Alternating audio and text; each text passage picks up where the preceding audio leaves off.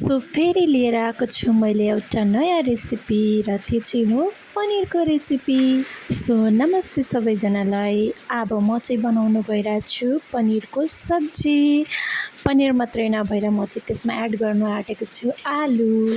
आलुलाई चाहिँ मैले काटकुट पारेर त्यसमा नुन मोलेर राखिदिएको छु अनि त्यसपछि चाहिँ मैले पनिरलाई पनि नुन पानीमा भिजाएर रेडी राखेको छु। यता भने चाहिँ मैले कराई पनि बसालिसकेको छु र पनिरको पिस चाहिँ मैले लामो लामो राखेको छु यसरी। आलु पनि सेम त्यस्तै कटिङ राखेको छु।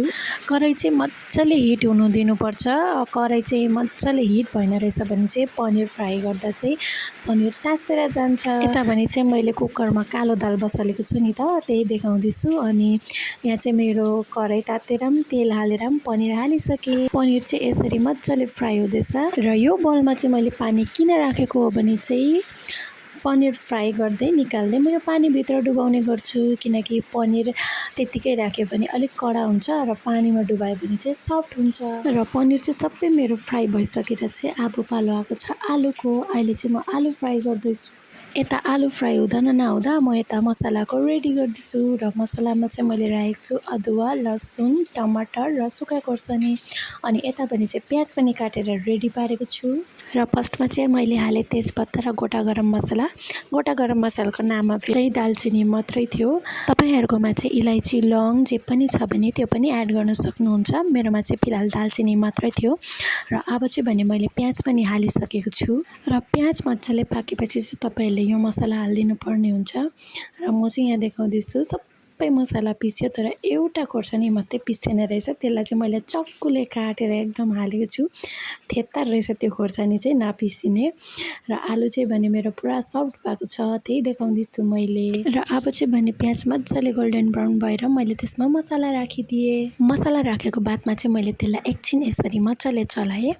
त्यसपछि चाहिँ मैले त्यसमा एड गरेँ हल्दी, धनिया अनि जिरा र सबै मसला हालेको बादमा चाहिँ फेरि मैले त्यसलाई एकछिन मिक्स गरिदिएँ र त्यसपछि चाहिँ मैले हालेँ त्यसमा नुन। फेरि त्यसलाई मैले एकछिन मिक्स गरेर एकछिन पाक्नुको लागि छोपिदिएँ। अनि मेरोमा चाहिँ इलाइची थियो रहेछ तर मैले पो नदेखेको रहेछ।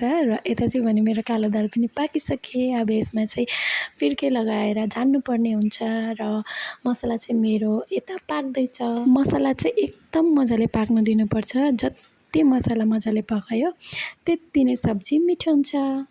र फर्स्टमा चाहिँ मैले आलु एड गरेँ। त्यसपछि चाहिँ अलिकति पानी हालेर मजाले मिक्स गरेर एकछिन पाक्नुको लागि छोपिदिन्छु। पाक्नु त आलु अघि नै मजाले पाकेको छ र पनि एकछिन मसला चाहिँ मिक्स होस् भनेर चाहिँ मैले त्यसरी छोपिदिएको हो। र यता चाहिँ म देखाउँदैछु पनिर चाहिँ मजाले सफ्ट भएको छ भनेर। अनि फेरि मैले त्यसमा पनिर मिक्स गरिदिएँ र फेरि अलिकति पानी हालेर मैले त्यसलाई मजाले उम्लिनुको लागि छोडिदिन्छु। र मैले चाहिँ यहाँ 2टा काँचो खोर्सानी काटेर यसरी हालेको छु। त्यसपछि चाहिँ अलिकति गरम मसला एड गरेको छु। गरम मसला चाहिँ म लास्टमा एड गर्छु नि त। त्यसपछि चाहिँ एकछिन मजाले चलाएर त्यसलाई छोपिदिन्छु। र मैले चाहिँ ग्रेभी यति राखेँ। त्यसपछि चाहिँ धनिया पत्ता राखिदिएँ। म चाहिँ पनिर धेरै प्रकारले बनाउँछु तर आज चाहिँ यो प्रकारले बनाएको। म चाहिँ कोही बेला मगजदाना, फ्रेस क्रिमहरू पनि हालेर बनाउँछु र आज चाहिँ म सिम्पली बनाउँछु भनेर सोचेको, त्यही भएर मैले चाहिँ यस्तो बनाएको। अब सब्जी पाकि पनि सक्यो। थ्याङ्क यू सो मच सबैजनालाई। फेरि भेटौँला।